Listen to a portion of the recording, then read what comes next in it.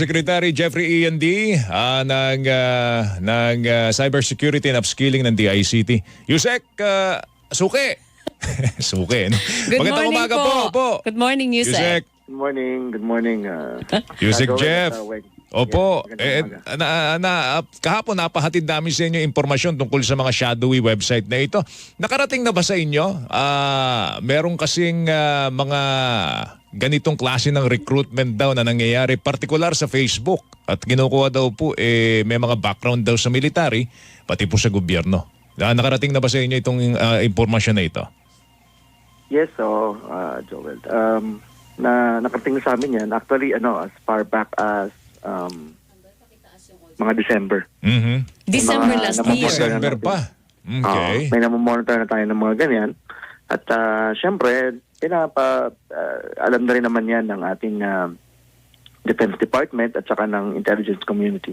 Ano po yung nakuha ninyong impormasyon, Yusek? Kung pwede namin pong malaman. So, hindi lang siya isa no? Merong mga websites na nagsasabi na sila ay mga lehitimong mga organisasyon. Mukha namang lehitimong organisasyon, nag-recruit sila.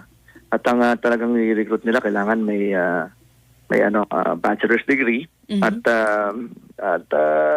nagsilbi sa military, active military At they are to be analysts.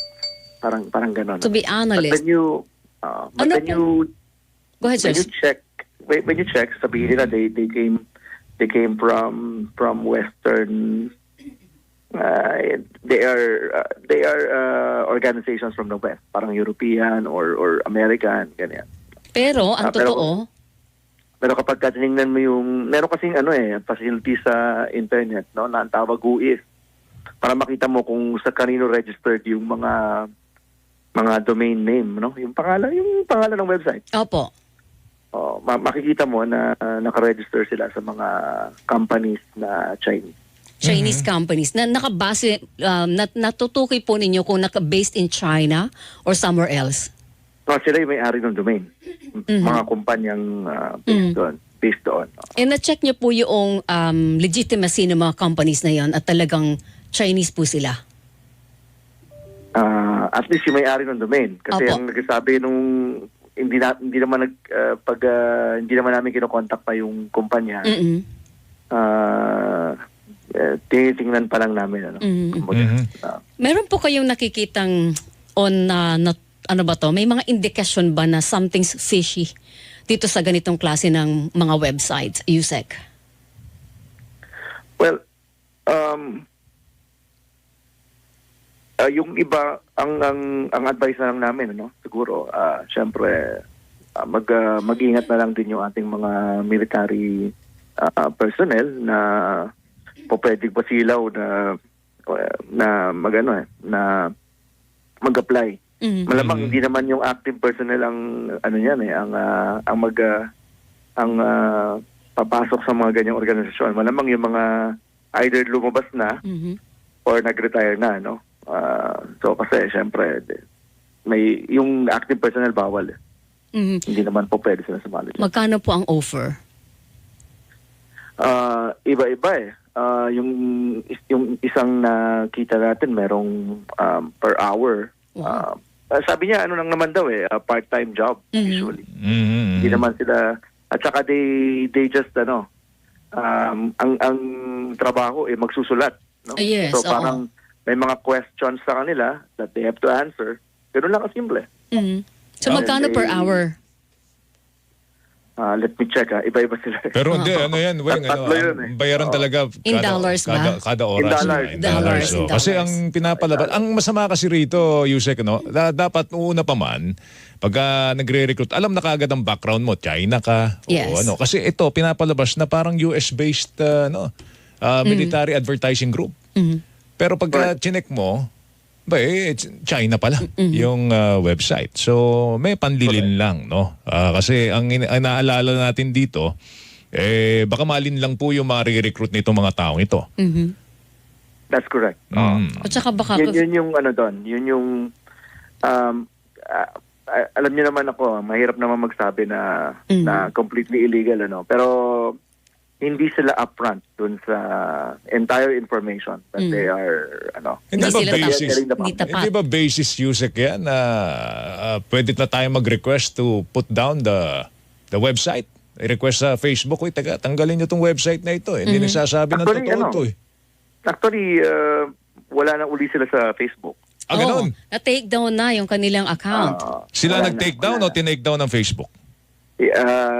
Mukhang sila yung umalis sa Facebook. No? Baka na medyo masyado na sa mainit. Facebook. Pero, sabi kasi niyo- biglang pumutok yung issue eh. Pero sabi niyo po, isa lang, marami sila, hindi lang ito isa. Yes. Lahat ba sila natanggal na sa Facebook?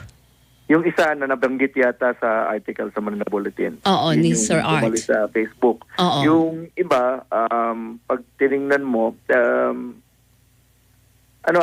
mahirap kasi hindi pa naman namin i-refer sa Facebook, no? So hindi pa namin we're still not they're still there. Okay. Subject ba ng investigation ng CICC yan? Hindi. Hindi. Iba yan. Actually nagkipag-ugnayan kami hindi na sa intelligence community kasi ang target nila is military. Oh, so, Military personnel. matuturing po ba ito na pwede maging banta sa national security? Ako, mahirap magsalita ng mga ganyan, Weng. Of course it is, kapag ang pinag-uusapan natin ay everything, iba kasi ang, iba ang discipline that is required of our military. Of course, we have to advise the military to be more, circumspect when they're trying to, when their personnel are being offered jobs. Ulitin ko, ang target nito hindi naman talaga mga active personnel kasi bawal 'yun. Ang active personnel kasi ang tinatarget nila ay yung may experience. So Pero, mga retired or mga umalis na ng military service. Pero ang offer ba sa inyong panukat enticing o nakakapanghikayat na patulan? Oo, Ganun. Very. Oo. Very. Kasi Iba kapag kasi- dollars kasi siya, tapos hundreds of dollars per hour, imagine nyo na lang yun, di ba? That's already thousands in an hour. Ganun po ba yung level ng bayaran? Yes. Talaga? Tindi, no? Weng, Daang libo kada oras? Ang libo para magsinungaling ka. Kaya nga, yun ang nakakatakot kasi, Yusek. Kasi halimbawa, bawal man yung active na sundalo. Hindi natin sinasabi na yung mga sundalo natin na aktibo ay mahihikayat. Pero hindi mo maalis yung posibilidad. Para sa Totoo yan. pamilya at saka para sa sariling kapakanan, hindi po ba? Baka Yes, may makahikayat na Personal lalabas survival na ang lang ako, pinag-uusapan mas no? malaki ang kikitain ko, walang kapagod-pagod, hindi ka pa masasabak sa digmaan sa mga kalaban ng Estado. Kaya nga. Diba? Nasa bahay ka pa. Nasa diba? bahay ka lang, Online diba? ka lang. Oo.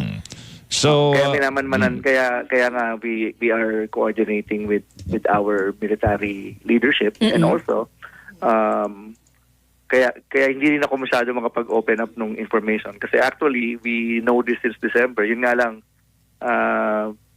binuksan agad ng Manila Bulletin, nahuli ng media kumbaga. Oo. Kasi we're also trying to get more information about them. alright. Yung issue naman natin doon sa pinakabagong nahak na website ng gobyerno, ano to? DOST. Department of Science and DOST, Technology. yes. Panibago ito, Yusek. Sabi ko na nga pa, tanungin niyo na naman yan. Kasi sir, kahapon na sabi ni Sir Apple, kung nanakawan daw, nalimas Nalimas. yung data ng DOST. Kasi 2 terabyte daw Joel yung nakuha. Ano yun? Medyo Si Asek sensitive. Aboy Paraiso. Sensitive informations ba yun? Information yung mga nakuha doon sa 2 terabyte. Actually, na yun. i-clarify natin. Opo, Sige po. please. May nakuha, pero actually nagbura sila ng Yes. 25 terabytes. Dalawang storage devices ang binura. Meron silang kinuha, meron din silang binura. Mas malaki yung binura.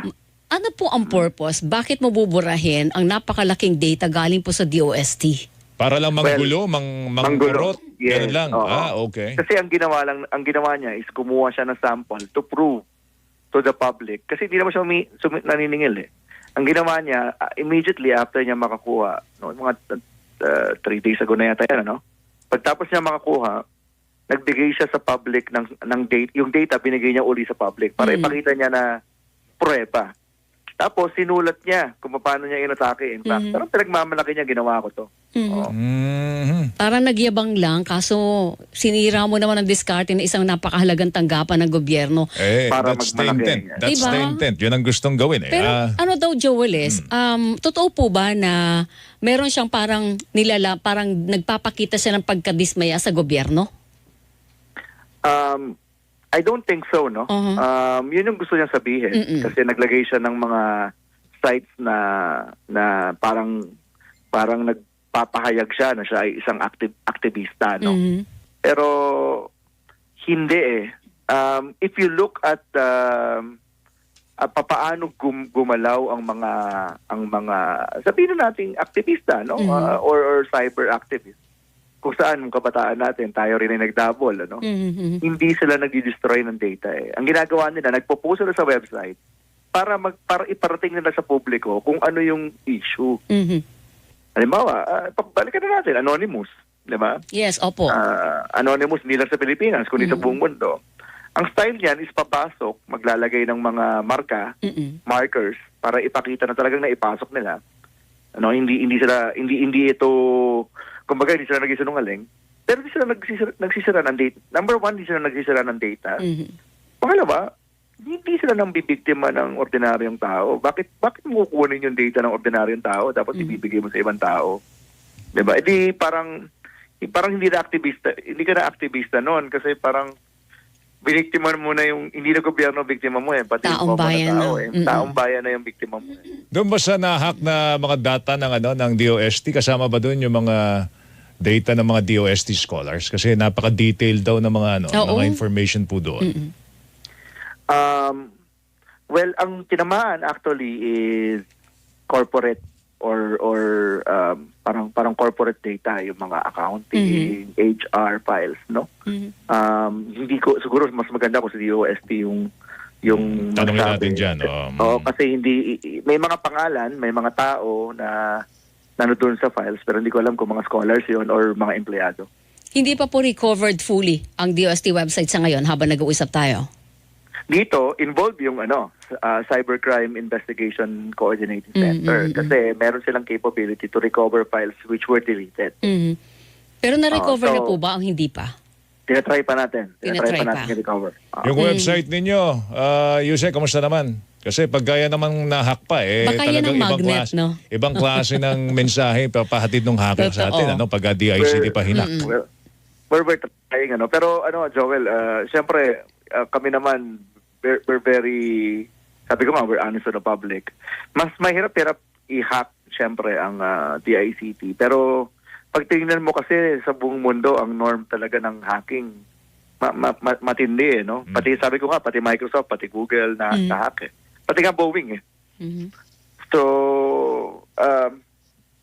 ang pinaka-importante dyan, kung sakasakaling ma-hack, dapat may up mo agad, no? Resilient ka, kumbaga. But many have tried already sa awa naman ng ating Panginoon tapos lang na Holy Week. Nakakaligtas pa kayo ng DICT. Yes. Sir, doon sa gumawa sa DOST, tukoy nyo na po kung sino siya. Ang sabi kasi local daw Yes, local siya. Yun ang kaya namin sabihin, local siya. May umamin, no? Itong CPH1NS. Confirmed pero yun. Actually, yes. Siya talaga yun. Kasi yung kwento niya, kinuwento niya paano niya inatake, is congruent or exactly what we are seeing doon sa aming investigations also. Makakasuhan po ba yun? Talaga. Well, hinahanap natin siya. Kahapon lang, alam mo, nasa isang circle lang naman kami. In-inform namin kahapon ang NBI. In-inform din namin syempre yung intelligence community kahapon. Tapos may mga nakikita kaming mga other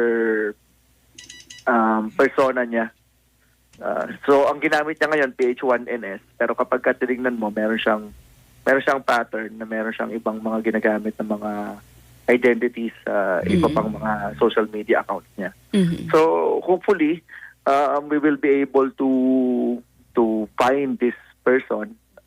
So give us some time para mapanagot siya. Okay. Kasi ang dami nang na-hack na government agencies, parang wala pa po tayo nakakasuhan na isa doon sa mga nang-hack na yun. Madali bang manghuli ng hacker? Mahirap. Mahirap. Actually, maganda yung point ni Weng. Nakikita naman natin yung identity ng mga hackers. In fact, dun sa mga hacking sa websites, may mga natukoy tayong mga identities.